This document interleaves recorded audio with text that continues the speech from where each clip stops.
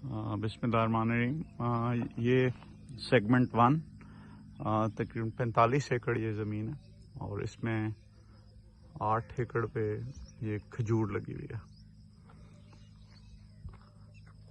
और इसके अलावा ये चारे की जगह है।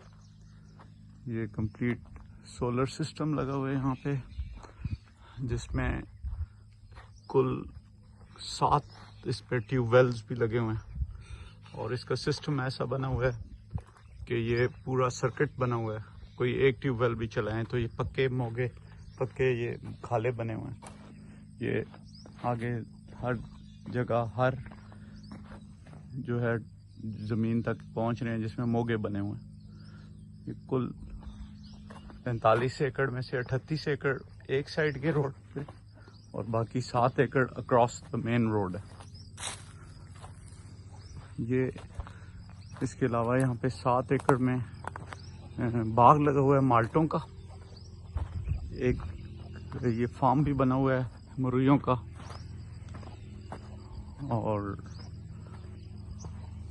फिर इसके अलावा यहाँ पे 2 वाटर टैंक्स बने हुए हैं, जिसके अंदर पानी जो है वो रिजर्व हो जाता है। उसको सोलर से उसके अंदर पंप कर लेते हैं और फिर बाद में ग्रेविटी से ला लेते हैं।